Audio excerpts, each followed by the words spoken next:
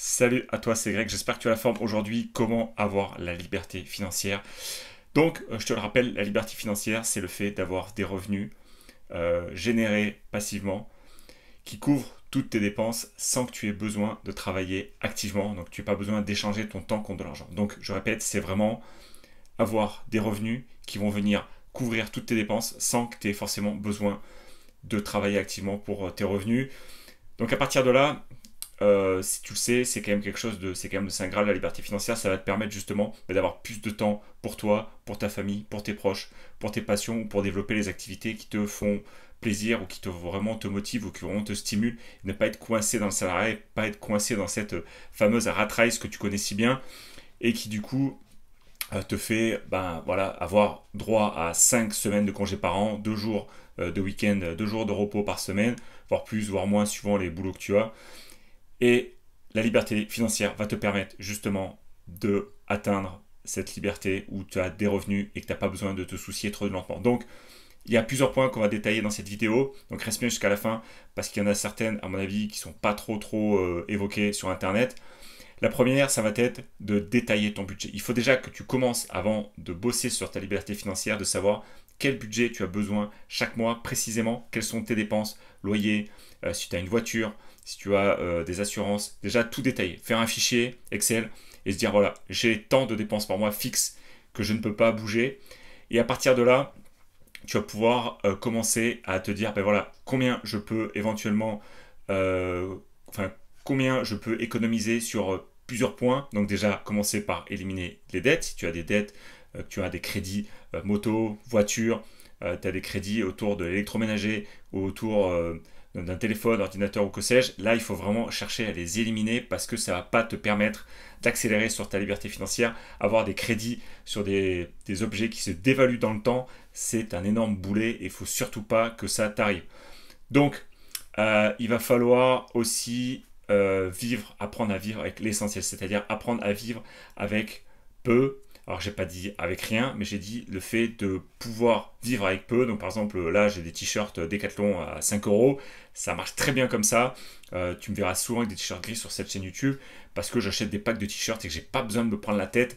Ça, c'est une technique que j'empruntais à Mark Zuckerberg.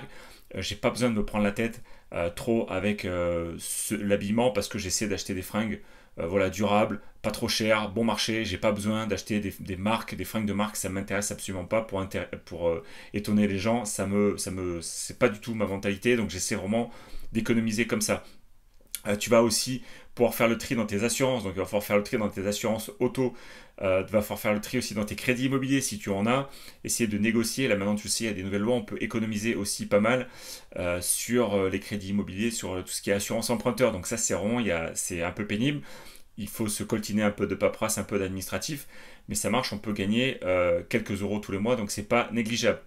Donc ensuite ce que tu vas faire, c'est que tu vas commencer à épargner. Épargner, et ensuite investir. Alors déjà dans la partie épargne, il va falloir que tu établisses un premier fonds, moi j'appelle ça un fonds d'urgence, donc on va dire entre 3 et 6 mois de dépenses. Donc comme tu l'as vu dans la première partie de la vidéo, on s'est dit bah voilà, il va falloir commencer à établir un budget.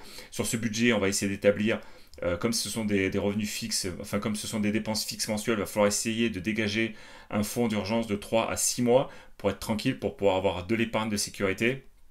Et ensuite, il va falloir réussir à, une fois que tu as atteint ce seuil de fonds d'urgence, il va falloir réinvestir le surplus. Ben, évidemment dans des actifs comme l'immobilier, j'en parle beaucoup dans cette chaîne YouTube, mais ça peut être dans la bourse, ça peut être dans d'autres classes d'actifs. Le but du jeu, c'est d'essayer de se créer des compléments de revenus et de ne pas hésiter à le réinvestir, à le réinjecter dans de nouveaux produits, dans de nouveaux produits financiers pour justement accélérer ta liberté financière et réussir à terme à avoir plus de revenus, on va dire passifs, qui couvrent je vais y arriver, tes dépenses mensuelles. Et à partir de là, ça va te permettre concrètement d'accélérer et d'avoir vraiment ta liberté et même continuer à investir pour justement prendre le large et avoir beaucoup plus de revenus que de dépenses. C'est ce qu'on cherche tous, c'est vraiment essayer de minimiser nos dépenses et maximiser nos revenus pour qu'il y ait vraiment ce delta où on peut avoir de l'épargne qui est générée par nos business et du coup les réinjecter dans de nouveaux produits. Alors moi je parle beaucoup d'immobilier, c'est peut-être comme là moi je fais de l'achat-revente ou du locatif, mais ça peut être valable dans la bourse ou dans d'autres types de business. Donc, l'autre point aussi qui est très important, c'est éduquez-vous. Apprenez sur les finances personnelles, apprenez sur l'investissement, apprenez des autres. Donc, dans la liste, il y a évidemment la lecture. La lecture, c'est tu vas acquérir du savoir, de cerveau qui sont vraiment largement supérieurs aux notes, quoi. Donc, et pour des sommes d'argent qui sont absolument modiques, donc ça vaut vraiment le coup d'investir du temps et de l'énergie à sélectionner des bons bouquins, les lire et les mettre surtout en application par rapport à ce que tu as appris dans ce bouquin-là. Donc ça, c'est très important. Ensuite, tu peux participer à des séminaires. Les séminaires, c'est aussi très très puissant pour aller rencontrer d'autres investisseurs, pour discuter de stratégie, de voir qui fait quoi, et de discuter forcément avec la thématique qui t'intéresse, et de voir quelles sont les stratégies actuelles, qui fait quoi, comment on s'adapte au marché, comment on s'adapte aux difficultés. Et ça, c'est très très puissant. Donc les séminaires, tu peux faire aussi des rencontres. Donc tu verras dans la description, il y a un lien vers mon groupe Facebook, Esprit Immo, où on échange entre nous, où on peut parler évidemment d'immobilier, mais aussi d'entrepreneuriat, de bosser sur les stratégies. S'il y a des difficultés, il y a un réseau. On est tous là présents. À l'heure où je te parle, on est plus de 4000 membres. Donc ça fait franchement plaisir parce que il y a tout type de métier, il y a tout type de profession, donc à tous les étages, on peut te filer un coup de main, donc ça c'est plutôt pas mal, donc tu as le lien dans la description. Il y a aussi créer des sources de revenus passifs, donc j'ai commencé à en parler, donc je t'ai parlé évidemment, il y a la bourse à dividendes, il y a l'immobilier, il peut y avoir aussi tout ce qui est PEA, ETF, il y a vraiment pas mal de classes d'actifs qui sont super intéressantes. On peut investir dans des entreprises physiques aussi. Ça, j'ai fait une vidéo sur ma chaîne YouTube. Donc, c'est une vidéo qui s'appelle Reprendre une entreprise sans banque. Donc ça, il y a des stratégies autour de ça aussi. Donc ça, c'est plutôt des leviers qui sont extrêmement puissants. Parce que tu sais, quand on achète une entreprise et qu'on soulève des gros montants de dettes, et quand on revend cette entreprise, on récupère ses fonds. Donc ça, c'est très très puissant. Et surtout, nous, ce qui nous intéresse, c'est d'avoir des business qui sont le plus, enfin moi en tout cas, c'est d'avoir des business qui sont le plus 80-20 possible, c'est-à-dire où je passe pas énormément de temps dessus, où ça me génère quand même pas mal de revenus. L'immobilier, c'est un très très bon véhicule pour ça, parce que tu vas devoir chercher un bien immobilier, tu vas devoir faire les travaux, le mettre en location, mais une fois que tout ça, ça a été fait, tu n'as entre guillemets plus rien à faire. Le locataire va certainement t'appeler pour 2-3 petites bricoles, mais c'est pas méchant, et tu vas pouvoir aller chercher d'autres opérations ou d'autres biens pour justement continuer à, pareil quand on est marchand de biens, comme ce que je fais, on trouve des biens immobiliers, une fois que les biens sont en commercialisation, on est obligé d'attendre que les fonds reviennent, donc on est obligé d'attendre, il n'y a pas forcément énormément de travail à faire en plus que ce qu'on fait habituellement, donc on peut se consacrer, comme là sur ma chaîne YouTube, je peux me consacrer à d'autres business, ou je peux me consacrer sur la recherche de nouveaux biens, ou trouver des fonds, parce qu'en fait, tu le sais, là le marchand de biens, c'est assez gourmand en fonds. Donc ouais, il y a toujours, on peut toujours améliorer, mais en fait, le but du jeu, c'est vraiment d'avoir des business qui grossissent. Attends, je tue un moustique là. Faut vraiment avoir des business qui sont 80-20, où tu vas pas en devenir esclave. Typiquement, ouvrir un commerce de nos jours, moi je recommande pas tellement, parce que tu vas devoir passer beaucoup de temps sur des heures d'ouverture, avec des moments où les clients sont pas là, où tu es coincé au magasin. Donc ça, c'est pas quoi 80-20 pour nous. Ça, c'est le genre de business que j'essaie de fuir, parce que c'est des business qui sont entre guillemets un peu esclaves. Alors attention, il y a des business de ce type-là qui marchent très très bien, qui sont extrêmement rentables. Donc il ne faut pas tout mélanger. Donc j'en ai parlé aussi tout à l'heure, réduisez vos dépenses, mais réduire vos dépenses, c'est-à-dire, voilà, je pense sur la partie logement, si tu es célibataire, c'est pas la peine d'habiter dans un logement où il y a 50 000 chambres, donc qui ne te servent à rien. Il faut essayer d'habiter dans des logements qui sont adaptés à la taille de ta situation de famille. Tu vois, c'est pas la peine d'habiter dans des châteaux non plus, parce que ça va faire beaucoup de dépenses d'énergie tous les mois, beaucoup de dépenses sur le loyer ou sur le crédit éventuellement. Donc ça, c'est quand même des choses qu'il faut bosser. Sur les abonnements. Les abonnements, là aussi, il y a des choses à faire. Il y a énormément de services maintenant qui marchent par abonnement. Il faut vraiment faire très attention, parce que si tu passes ton temps à t'abonner, au bout d'un moment, ça va vraiment gréver ta capacité d'épargne. Tu vas risquer de te mettre à découvert, et ça, quand tu veux investir en immobilier, c'est très très mauvais. Il faut vraiment pas faire ça, et je te conseille chaudement de vraiment faire très attention aux abonnements que tu as et dont tu ne te sers pas. Il faut vraiment les arrêter en temps et en heure. Je pense par exemple aux salles de sport. Les salles de sport, je sais qu'elles gagnent de l'argent sur des gens qui ne vont pas à la salle, c'est-à-dire des gens qui ont pris leur abonnement, qui se disent oh, j'irai à la salle demain, j'irai à la salle la semaine prochaine, j'irai à la salle le mois prochain.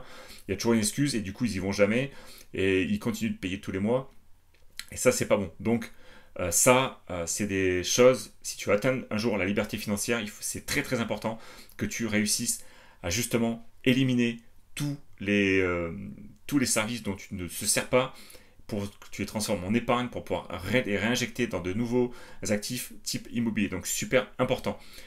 Et à la fin, quand tu as réussi à faire tout ça, eh bien évidemment, il va falloir réévaluer régulièrement tes objectifs. Il va falloir examiner tes finances et tenir un fichier Excel où tu vas avoir un objectif précis, un montant de revenus, déjà un premier objectif de revenus, et ensuite tu vas monter comme ça par palier. Donc c'est pas la peine de viser le mont Everest direct, mais déjà par petits paliers, déjà viser, allez déjà je me fixe un cap de 500 euros de revenus mensuels supplémentaires, après tu passes à 1000, 2000, 3000, 5000, 10 000, après je te le souhaite carrément plus, mais petit à petit, tu vois, il faut se fixer des paliers qui sont largement atteignables, c'est-à-dire si tu vises déjà un premier appartement, ben, viser 100, 200 euros de cash flow, si tu as la location courte durée, ben, évidemment que tu peux faire exploser ce montant, mais déjà viser déjà des premières étapes, des premiers paliers, pour justement réussir à obtenir ta liberté financière. Donc, ajuster les stratégies. Alors, ajuster les stratégies, ça va être, au bout d'un moment, tu vas te sentir plus en plus à l'aise avec les risques et du coup, tu vas pouvoir te dire, bah, est-ce que là, je ne tenterai pas le coup sur des activités un peu plus à risque, entre guillemets. Donc, je parle, par exemple, de l'activité de marchand de biens. Tu as des liens encore dans la description, n'hésite pas à aller faire un tour, où tu vas pouvoir mettre de l'argent sur la table, par exemple de l'apport, typiquement, et du coup, avoir des gains, des gros gains assez rapides sur 1 an, sur 2 ans, où tu vas voir, voilà, en faisant la division ou en faisant des stratégies plus avancées, comme par exemple les ventes aux enchères, où tu peux vraiment réussir à dégager des marges qui sont extrêmement intéressantes avec relativement peu d'efforts. Et le dernier point qu'on va aborder ensemble, ça va être la discipline, rester discipliné. Ça va vraiment la chose la plus difficile, parce que ton entourage, tes proches vont chercher un peu à te décourager parce qu'ils pensent tous que c'est impossible. Ça demande de la patience et ça demande une vision à long terme, voire à très long terme, de tes finances personnelles. Si tu es jeune, souvent tes proches ou tes copains vont te dire bah, écoute, viens ce week-end, on va faire une soirée, viens, on va faire une sortie.